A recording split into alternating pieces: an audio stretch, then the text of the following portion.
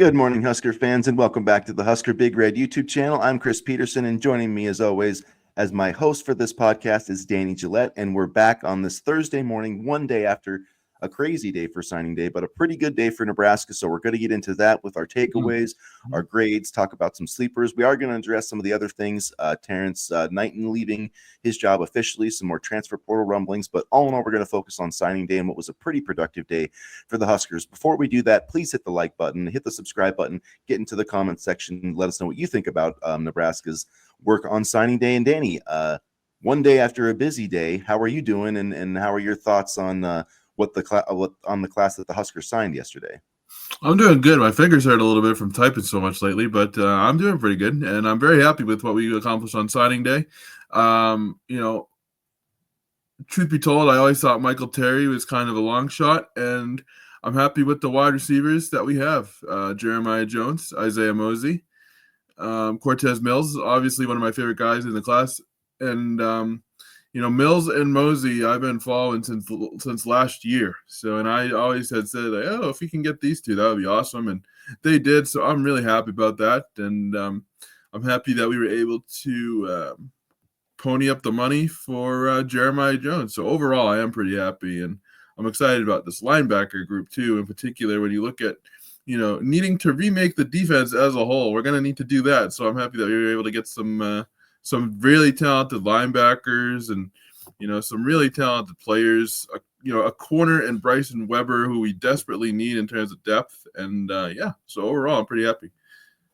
I am really happy too. I think Nebraska did a really good job in this class. And one thing I'd like to talk about and focus on is the blue chip ratio. You've probably heard me talk about that before. Well, if you look at this class, Nebraska's blue chip ratio, 55%, 11 of their 20 signees are blue chips according to the 24/7 sports composite rankings. So when you composite all four, recruiting class or, recruiting services together, Nebraska's got 11 blue chips. So, I mean, to me, that's a massive step forward. Last year was kind of skewed because they had 8 blue chips and they signed 1 million kids, so their total class ended up being 32. So, I mean, their blue chip ratio was like 25%, but probably closer to like 30, if you take out the walk-ons, because they usually don't count walk-ons as part of your blue chip ratio.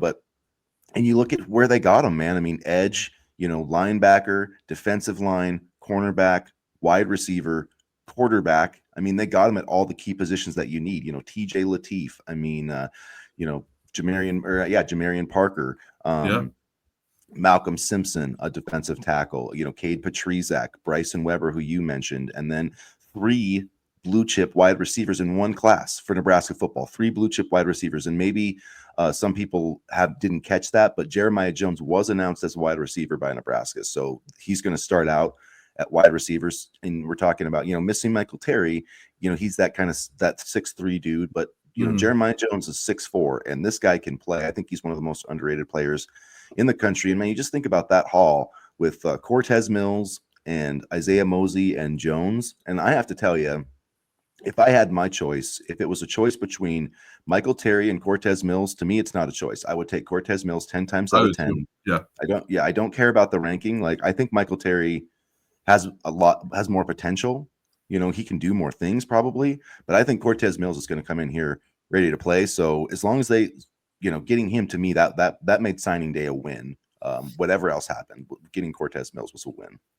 And quite honestly, I wouldn't be surprised to see Michael Terry in the portal in a year or two. I mean, let's be honest here. Texas is loaded at receiver, and we are too. But at the same time, I feel like Texas has a higher caliber athlete right now, and to me, Cortez Mills, like, he is just an absolute athletic freak. He can get that separation that we said that these wide receivers needed to have, and I was so happy when he finally signed on the dotted line, because I've been a big fan, and again, it's establishing that Flobraska pipeline a little bit here, and that's definitely bodes well for the wide receiver room in the future. I mean, you talk about a room, let's just hypothetically say no starting lineups or whatever, of Ja'Cory Barney, Cortez Mills, Isaiah Mosey. You have all these talented wide receivers, and surrounded with a quarterback in Dylan Raiola who can throw the football down the field. And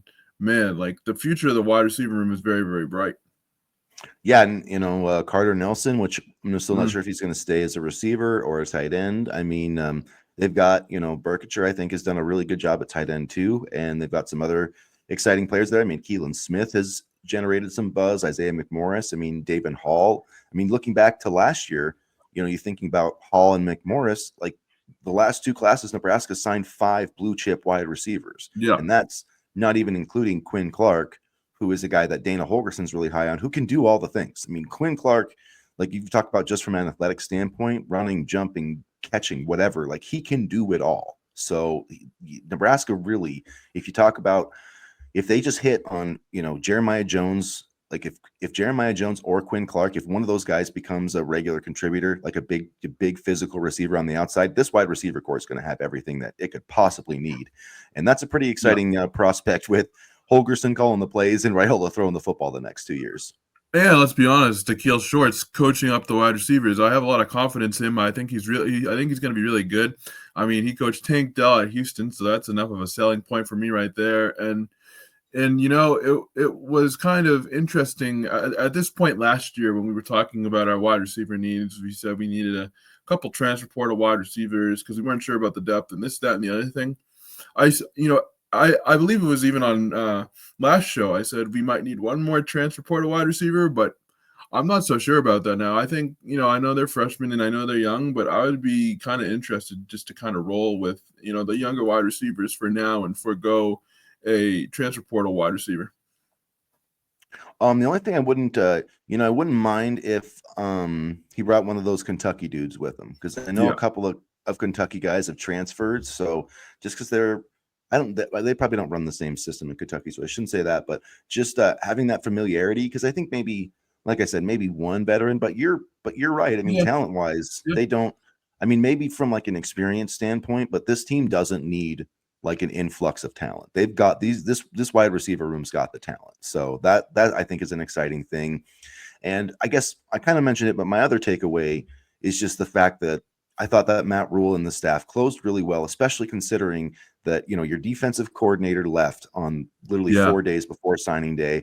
And kind of everybody knew that Terrance Knighton was leaving. I mean, when James Williams left, I think that kind of was a pretty Yeah. big, because they were so tight. And it's kind of weird that Knighton stuck around for a couple of days before he announced maybe that helped Nebraska. But they had Malcolm Simpson, Cade Petrizak, Dawson Merritt, Christian Jones, Bryson Weber. All these dudes just lost their defensive coordinator, and they didn't. I mean, have a really a possibility of losing any of them. They got all of them. Mm. So I mean, I think that's a really good recruiting job by Matt Rule. And so when he went to the podium yesterday, I mean, I think he was pretty excited about this class, and I think he should be. I think there's some guys who are going to make a really make an immediate impact, and we've already kind of talked about Dawson or Cortez Mills, but I guess I'll start because I kind of teased it there with my brain fart. But Dawson Merritt is definitely someone that I can see as a player making an immediate impact next year. I mean, Matt Rule told him yesterday, like, get here ready to play, and I think some of these guys that we've seen leave, in the transfer portal, the linebackers, I think he does have a chance. I think him and Christian Jones could have a chance to come in and play right away. And you add those two with Willis McGahee and Vincent Shavers, and man, that linebacking core could be really impressive. And I think honestly, a guy like Malcolm Simpson has a chance to play right away too. I mean, you look at, I feel like he was one of the more undervalued kind of recruits throughout the whole process. Like, I'm not sure how Nebraska managed to kind of just, go under the radar and get him, because I remember writing about him at the time. I'm like, who's this Malcolm Simpson guy? He's pretty good. And, I think a guy like Malcolm Simpson is the type that you can kind of build your defensive line core around, and then you add Tyson Terry, and it does say a lot that a lot of these kids stuck around, with the Tony White and Terrance Knighton movement. And not to go off on a tangent here, but for all those who preach player loyalty and transfer portal, "Ooh, we hate this."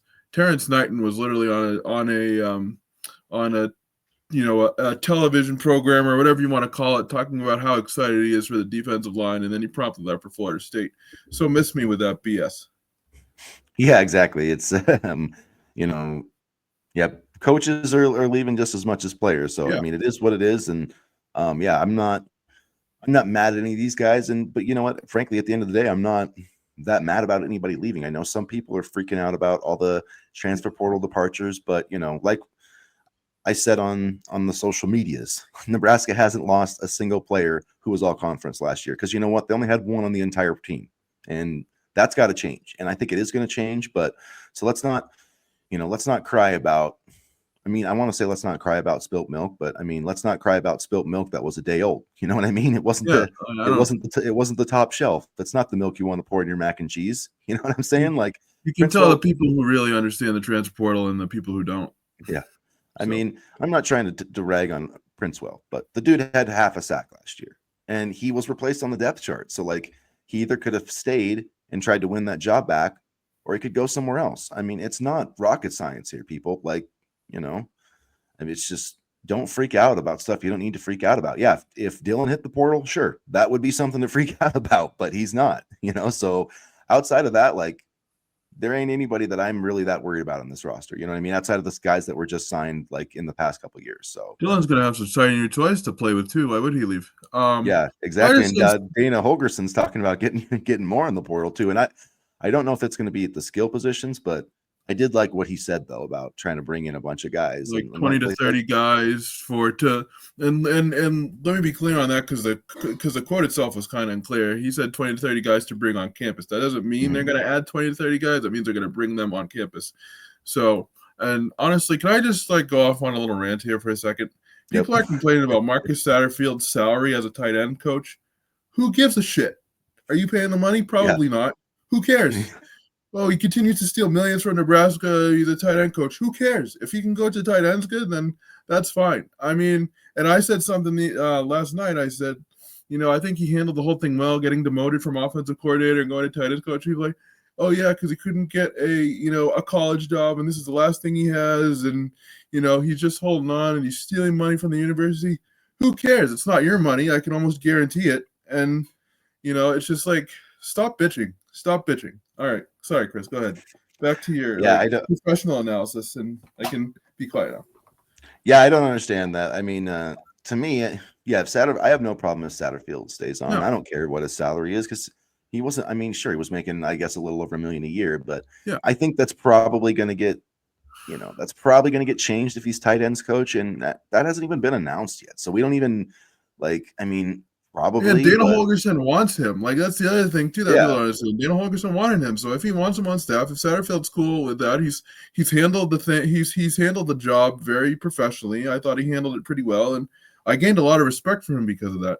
Honestly. Yeah, and just because just because he's not the best play caller, that doesn't mean he's not a good football coach. Some people just aren't great at calling plays. It's kind of an art form, and some people are really good at it, and some people aren't. You know what I mean? That doesn't mean that they don't understand the game and they don't understand schemes and they can't help you game plan. They just, sometimes they don't have the feel of like, hey, what do I need to call here on 3rd and 6? Like Dana Holgerson has that, and maybe Marcus Satterfield doesn't. But you know what, at the same time, like I said, like, he got fired from being a play caller. So what is he really good? His only choice, if he wants to be a coach, is to stay in coaching and try to get better at it. And how's he going to, what better way to do that than to learn from somebody who's pretty good at it, that's better than him, Dana Holgerson. So if he wants to stay, then you know what? I respect him. And I don't see, I don't think, if he wasn't going to contribute to this staff in a positive way, Holgerson would have his ass out the door. So like, if same thing with McGuire, Yeah, exactly. Yeah. There's a reason Garrett McGuire is staying here. And maybe he shouldn't have been, he didn't do a great, I'm not going to say that. He could have done a better job as wide receivers coach. He was put in a tough spot, but he's a very good recruiter. I mean, we've got a lot of these guys because of him. Jeremiah Jones' recruitment was up in the air because he was worried that Garrett McGuire wasn't going to be here. So let's give Garrett McGuire his due on the recruiting trail. And again, a very smart move, I think, by Matt Rule to keep him on staff and keep developing a guy that's, I do think is pretty smart. He just wasn't quite ready for the job. Because I do think McGuire's age makes him a little bit more relatable. And I think the same thing with Shorts, because he's a younger coach too. And I don't know, one more thing, and then you can, be more professional. People are saying, I saw, Matt Rule's giving full control of the offense to Dana. He's absolving responsibility. No, he's letting Dana have the keys to whatever he wants. And that way he can coach the game and manage things a little bit better. That's what head coaches do. I mean, a good head coach will be a CEO on game day. He won't be involved in the offense too much. He'll let the offensive coordinator do what he wants, defensive coordinator do what he wants. I mean, so this isn't Matt Rule, absolving himself of the offense so much as it is just making sure, his offensive coordinator gets all the tools needed to succeed. I can't believe people even complain. I can't believe people even saying this. Like, yeah, of course, like that happens all the time. Look at the NFL. Okay, my Green Bay Packers, Matt LaFleur, every defensive coordinator that he has complete control of the defense. Like that's what he does. He runs the offense. He's the head coach of the team, but basically the defensive coordinator is the head coach of the defense. And it's like that's how you do things as a head coach. And yeah, when Jim Harbaugh hired Mike McDonald, he ran the defense for Michigan. That's what they do. You have to hire the right people. And there's no reason that Matt Rule needs to sit there and be overly involved in the offense. And that's not him not taking accountability for it. That's just handing the offense over to a guy who's more than capable of running the offense. So yeah, that's a really dumb thing to Satterfield, quite frankly. But yeah, well, yeah, it's like that's a really dumb criticism. But people want to be, I don't know. Some people are really just angry. They're angry trolls, and it's like, I don't know. I mean, relax and take a breath of fresh air, touch some grass. Like, I get it, but I get it, but at the same time, it's like, come on. And you can understand, and you can tell the people who don't understand how modern college football works. But anyway, back to more positive things. Overall, I'm pretty happy with what Nebraska was able to accomplish, and like you said before, that blue chip ratio is something I'm really impressed by, because I think this is, the first class in quite a while where they had more 4 stars than 3 stars. So that's a step in the right direction, coming off of a season that, let's be honest, we struggled at the end of. Yeah, I meant to look it up to see when the last time it was, but because it takes a lot of math and counting, you have to count through each one. So I don't know when it was, but it's been a long time. And in terms of who can make an impact next year, I said Dawson Merritt, I think Christian Jones, and I think Cortez Mills. Those are 3 guys that I think, and another guy too, Cade Petrizak. I think Simpson and Cade Petrizak, but mostly Cade Petrizak, just because he has that pass rush ability, and I think Nebraska's going to need that. But it's hard for defensive linemen to make, impacts right away. And I do have to say, though, do you have anybody else on your kind of immediate impact list that I didn't mention? I was just going to say Mosey, too. I mean, you could throw Mosey in there. Yeah. And, something tells me that Bryson Weber could be an impact player next he's really year. good. And he is really good. And he was another guy I thought was under-recruited, and I think we're going to need help in the secondary, and depending on what scheme you run or what defensive coordinator we have, he could have a big role next year. Because and I don't want to keep going back to this, but people were worried about how the secondary played last year. In theory, heading into last season, before the Bly Hill injury and stuff, you had Tommy Hill, you had Bly Hill. So when it came time to getting a transfer corner in June, we thought that Sayer Wright would be enough, and unfortunately, it wasn't. So, I'm looking forward for the program to continue building that depth, that corner, and I'm excited about Weber. I really am. Yeah, I think, Mario Buford, Weber, some of these kids from Texas, like those are the guys that you want. That's the kind of athletes you want playing cornerback. So, yeah, I think I agree with all those guys. I think they can all make an impact next year. So biggest sleepers, before I want to grade the class, but before we get to that, I want to get to our biggest sleepers. Now, this cannot not necessarily like about next year, long term, like 3 years from now. Who are we going to be talking about in this class that we don't talk about enough right now? And I'll start because I think one of the guys is Tyson Terry. I've been pounding the table for this dude for years. I love what he brings to the table. He's going to stay and finish his high school wrestling career, go for the fourth state championship, but 275 pounds. I just love wrestlers, man. And this kid's tough. I think he's way better than his ranking. And I think he's going to end up being a really solid starter for Nebraska on the defensive line. And the other guy that I don't think we talk about enough that I love is Jamarian Parker. I love Jamarian Parker. I've compared him to Amon Green. And I think maybe not this year, but maybe by 2026, he might be our starting running back. I guess my biggest sleeper would be Connor Booth. I mean, I feel like he gets a little bit slept on because he's not exactly the flashy running back for Texas or this, that, and the other thing. But man, he's good. I mean, he had a tremendous season last year. I believe he had over 15 touchdowns, if I'm not mistaken. He had 50. Yeah, he had a I ton of mean, everything. yeah, no, he had a ton of everything, and he was able to make an impact in the passing game. So, I'm really excited to see what he and Parker bring to the table, and give that running back room some depth. Yeah, Connor Booth, I definitely is a sleeper, but yeah, that running back room, Jamarian Parker and Connor Booth, is really exciting, and I'm excited to see how he does play. I think he plays 8-man football, I want to say, Yeah. and so people overlook those 8-man players, but I'm telling you, those guys can play. We'll see that with Carter Nelson in the future, I think. Oh yeah. But yeah, I really agree with that one in Houston. Kahina Taina Torres. Torres.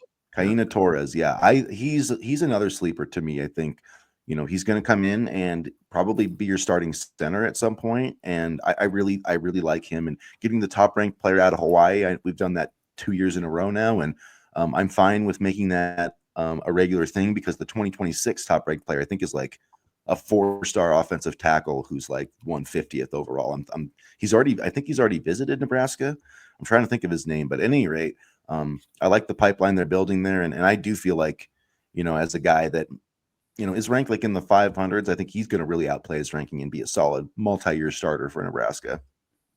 I agree, and with this class too, I think you have a lot of Under Armour All-Americans and All-Star Game nominees too. So I'm excited to see them play at a kind of a national, All-Star Game type of level as well. All right, man. So let's kind of wrapping up our thoughts here. Let's get out the old grading scale like we used to back in the education days. But what would your grade be? Looking at this class, 20 signees, 11 blue chips. I'm looking at it overall. What would your letter grade be? A plus. A plus would be my grade. Obviously missing Michael Terry just from an athletic standpoint hurts a little bit, but it wasn't unexpected, and they checked all the boxes, they filled all the needs, and they did a really good job, like you said earlier, of keeping these kids home amidst defensive coaching changes. So I think that speaks a lot to the character of this class as well. Yeah, I mean, I'm gonna give him an A2. I thought about an A-, but I think that they did a pretty good job. I mean, you look at they tried to get a big time offensive tackle, didn't work out, but they still flipped Juju Marks, a 4-star tackle. So I mean, they got a blue chip player there. They got blue chip players on the D line, secondary, wide receiver, quarterback. All the key positions that you really need. Nebraska really did a nice job, and even in some of the spots that they didn't, I feel like they recruited players that have, a lot of upside. I mean, like Jackson Carpenter, like Pierce Mooberry, Tyson Terry, Connor Booth, like some of their lower ranked players, I feel are really going to, kind of outplay their ranking. And I know a lot Brian of those Tapu. guys are, yeah, Brian Tapp was a guy that has a lot of upside as well. Kahina Torres, like we just mentioned. So it's like you look at some of their 3-stars and like I feel like they're really good players. So, the one thing I wish they got Chase Lofton, but I don't really think that's I don't know what they could have done besides what they in terms of their recruiting strategy. They got him on campus a bunch. They recruited him really hard, so they lost that recruitment. But I don't think there's anything else that they could have done about that. And yeah, Michael Terry's kind of the same boat. Michael Terry really, out of all the guys like David Sanders and the guy last year, I'm trying to think, Brandon Baker. I think that Michael Terry is the most guilty of just having Nebraska around to try to drum up excitement, because why else would you wear those gloves like a week before? It just felt to me like Nebraska wasn't that serious of a player. He just knew that kind of garnered more fan attention. So it feels like to me he could have committed to Texas like 3 months ago. Yeah, no, I've looking back on it now, I wonder why his recruitment took so long, but yeah, no. Overall, I'm pretty happy. I wish we could have gotten Terry, but I'm not necessarily losing sleep over it because, again, that Texas wide receiver room is loaded, and who knows if he'll be on the roster for the entirety of the 4 years. Or he was just using us to get his NIL offer where he wanted it. I'm not sure, but it seemed like Nebraska got used a little bit there. But I mean, whatever. Yeah. It's fine. It's fine. You got to run the race. And but overall, I mean, I there's not a lot I can look back at this class and regret. And signing, yeah, if Nebraska can sign, 55% blue chips, for like the next 3 years, like that's exactly the kind of class you need to sign to be a perennial playoff team.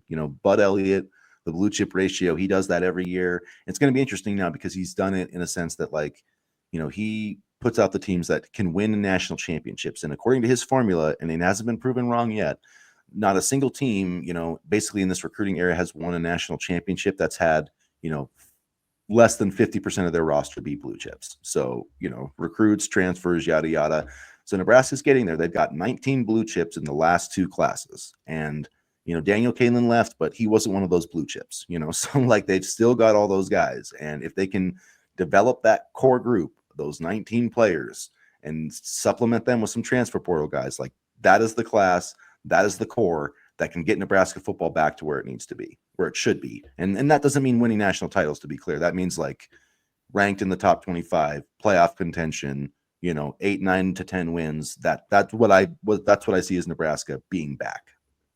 Now I'm curious to see, who the 25 to 30 kids they're going to be bringing on campus to, see if there's a fit. I'm kind of curious to see what names will come out of that, because that kind of makes me excited, because you see, Holgerson said it, and you can bet that he's trying to mold his offense the way he wants it.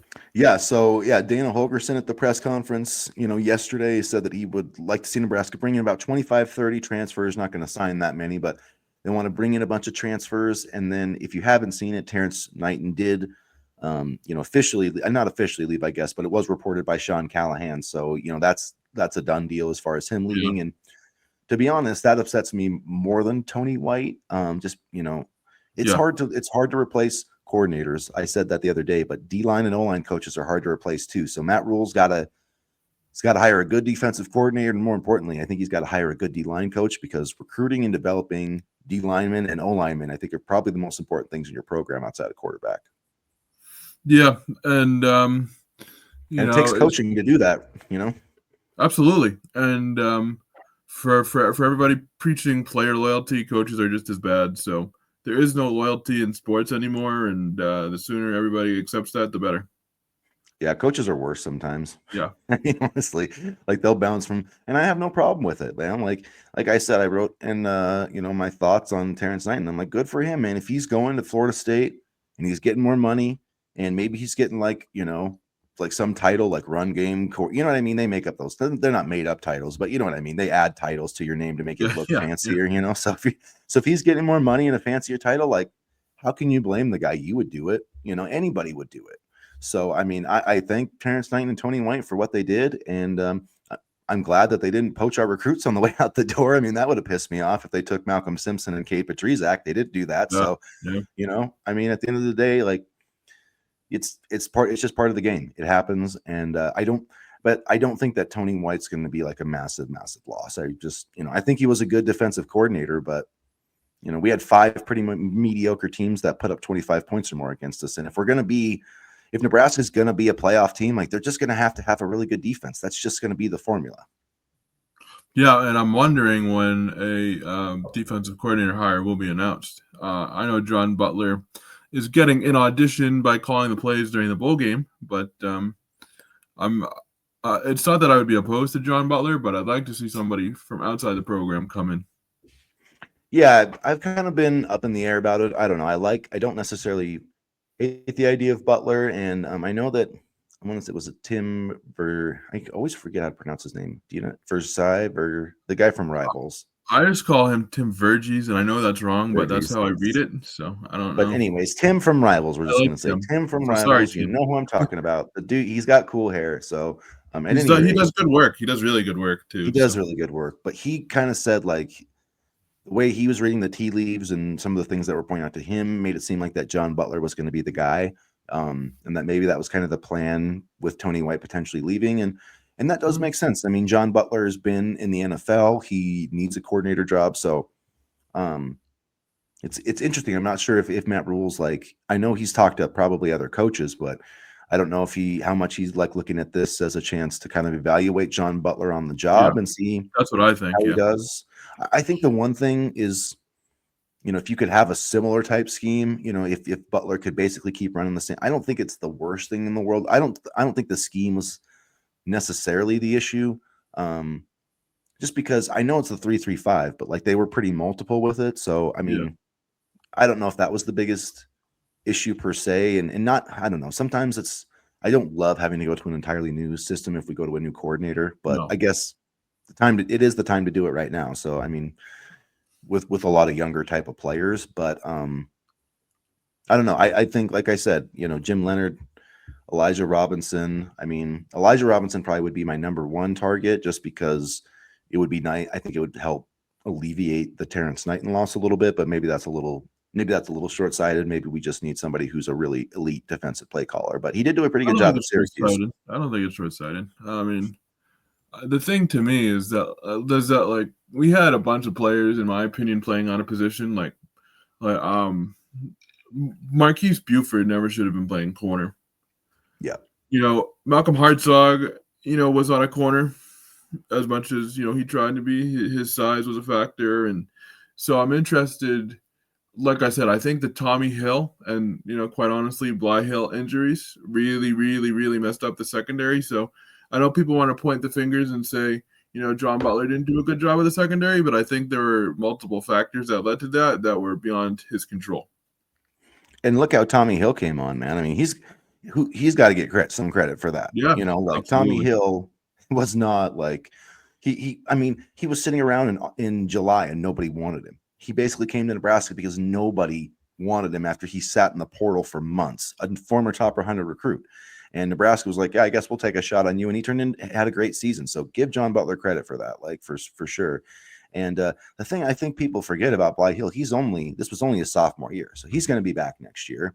Yeah. Hopefully Sayre Wright's back. I don't think he's got eligibility left. Not that I'd have to double check, but I think he's out. Medically, I wouldn't want him to play either. Like at this point, I'd rather him get healthy. You know what I mean? So, because But that plantar fasciitis is brutal. yeah, it is brutal. I have that, and just walking around sometimes it sucks. But Sayre Wright's a junior, so hopefully if we get him back, that will, I think, really alleviate things. You've got Bly Hill, and then you've had like Buford, Weber. You got some of those younger guys who can compete for time. Even like Donovan Jones. It'd be nice to see Caleb Benning, some of those guys start to get into the mix this year. Yeah, I think Caleb Benning, like if you had Caleb Benning and then you move Marquise Buford to safety, like that would be ideal, I think. Yeah, and I don't mind Buford or Hartzog in that like slot role, that because you can Yeah. have a safety, big nickel. Like I don't mind that, but yeah, those guys on the outside, that's a tough spot for them to be in, and we Yeah. saw that this year. Yeah, absolutely. I just think they were playing out of position, and I'm hoping Yeah. that gets fixed next year. I think they are good players because we saw Hartzog kind of really thrive in what was it, 2022, like as a solid, kind of safety hybrid type player. So I think as And I long as just they get to their correct positions, they'll be okay. and I just think he's the kind of guy that he's better when he can kind of see the ball, and he's a safety. Like when you're a cornerback, right? Like you're kind of turning your back to the ball, covering, but like he can play the ball. Like if there's one thing Malcolm Hartzog can do, like he's a ball hawk. And so I feel like he should be more of a free safety type and kind of just like roaming around back there. And maybe he doesn't have like the best range, but that dude can find the football. And if you give him a chance, like he's a good tackler, like he can do those things. But man-to-man coverage, that's not what he does best. So I I agree was with just you gonna 100% say on that. he can almost do like better when he's kind of like doing his own thing as a free safety, kind of freelancing, just finding the football, making tackles. Like having him line up on the outside, I feel like restricts what he does best at times. Yeah, there's different, like some people have like it's harder to play the ball in the air. You know what I mean? Like that play Mhm. against USC where he had to turn his head, and like that's Mhm. harder than as opposed to like me being a safety, seeing the ball and like making a break on it. Like he's really good at that. And I feel Yeah, like at the right position, he could make a solid impact next season. absolutely, So absolutely. let's see. Kai Wallen, I think, is leaving. I heard, yeah. There's tons of stuff on the message board, so I don't want to go there. But we've got another week before the portal opens. I guess not even that, 5 days. So are there any other? Are you worried about? Is there any other like players that you're worried about? Like, is there anybody like? Is there a list of players like outside of Dylan? Is there a list of players like that you just do not want to see leaving Nebraska via the portal that you're like Like this is like if they start leaving, then you might freak out. Are there any like besides Raiola, who could possibly leave? Do you think that would like freak you out? Not possibly, but just like in a super hypothetical situation. Vincent Shavers, Willis McGahee. I mean, those are the only guys that I could think of that would really freak me out. I don't want to lose the And Florida guys. Barney, the And Florida Barney, guys, basically the yeah, Florida the guys. Florida guys. Yeah, pretty much those guys. Yeah. I I mean, agree other with than that. that, no. Yeah, But because I feel like they're the ones that probably like Barney's probably getting approached. I'm sure Shavers has got approached. I'm sure McGahee's gotten approached. You know, they're all so definitely getting approached. Barney's a stud, and I think honestly they were a big reason, maybe not directly, but indirectly, why Mills came here. yeah, I'm definitely didn't hurt. I definitely it did not hurt at all. So and they had success too. So I mean, and you think about Mills, and I just keep thinking about Cortez Mills and Ja'Cory Barney on the field at the same time, and that's going to be a problem for defensive coordinators. So I keep thinking about the Oklahoma coach who said, "If you take visits, we'll pull your scholarship." Well, you know what? That kind of backfired on you.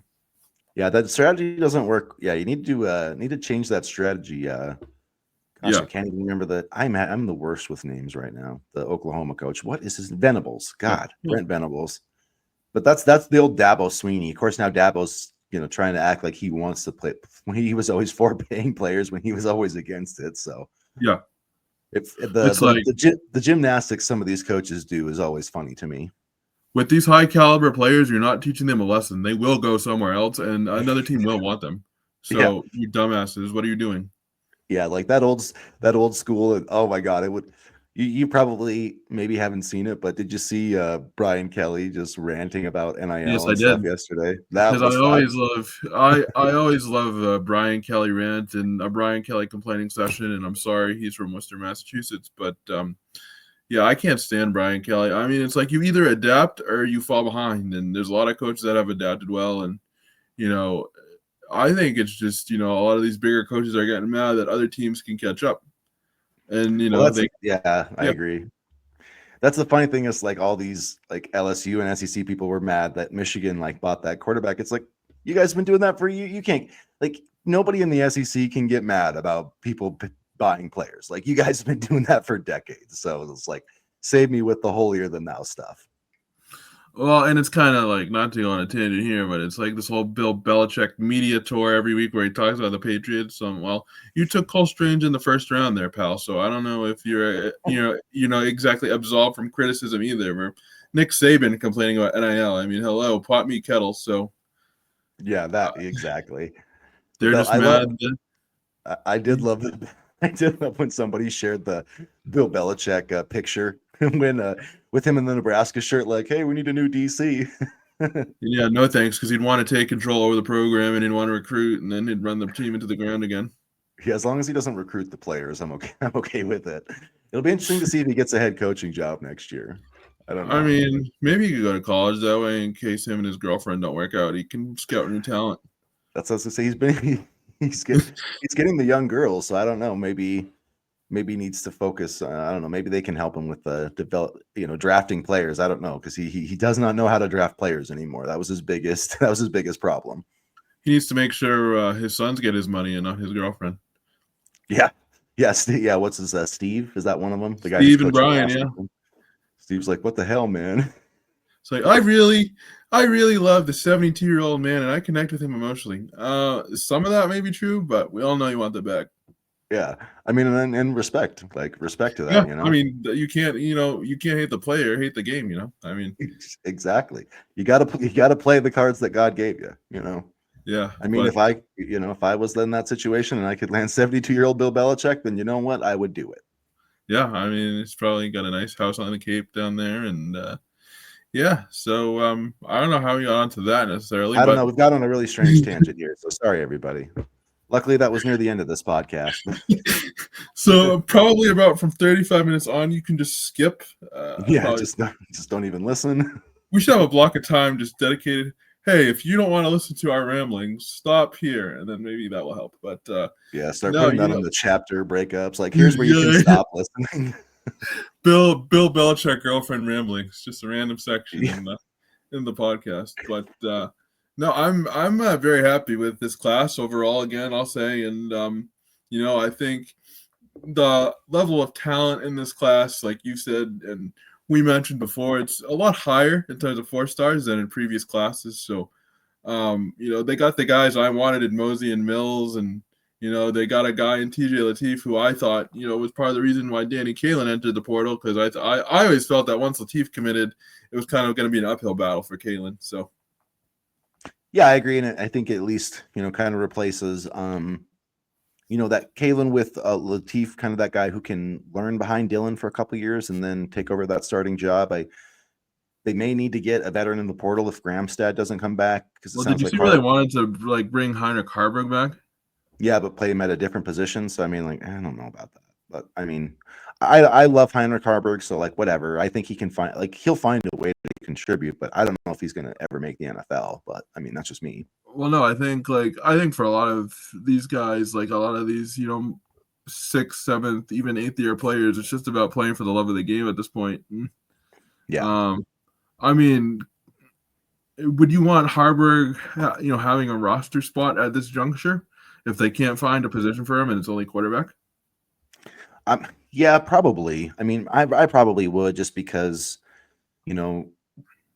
something happens, worst case, he can come in and play. I know he has the limitations, but I mean, he's still a veteran. He still knows the offense. I still feel like they could get more out of him as a runner type athlete. Maybe Holgerson can, man, but just put that dude on special teams. I feel like that guy, I know he's a quarterback, but he reminds me so much of the Saints quarterback, and they played him on special teams. Yeah. Taysom Hill. Put Heinrich Harburg on freaking kickoff, man. That dude will go down there and kick some ass. I feel like he could find something to do. So I don't really have a problem with him taking a roster spot, especially if but if they're going to have him practice another position, they need to get another quarterback if Gramstad isn't coming back. That's my thought. And he also gives something for the fans to hold on to when Dylan Raiola has a bad game and they're thinking he can add an immediate spark at quarterback. So there's that, Chris. The backup quarterback's always popular, man. Even when it's behind, Dylan Raiola. So part of me wonders what Danny could have done, but I definitely understand why he left. I mean, a lot of tough decisions are going to have to be made, and I think honestly, I'm not saying just please do not go to Iowa. That is my one request of Daniel Kaelin. Just please do not go to Iowa. That's the only anywhere else. I don't care. Maybe Iowa State.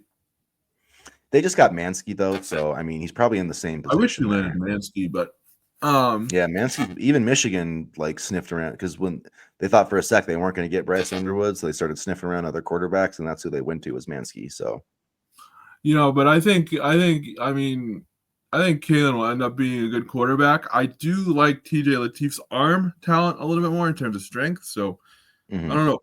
I'm really excited to see what he can do. I really am. And I believe Latif is an Elite 11 quarterback, if I'm not mistaken, as well. So, yep.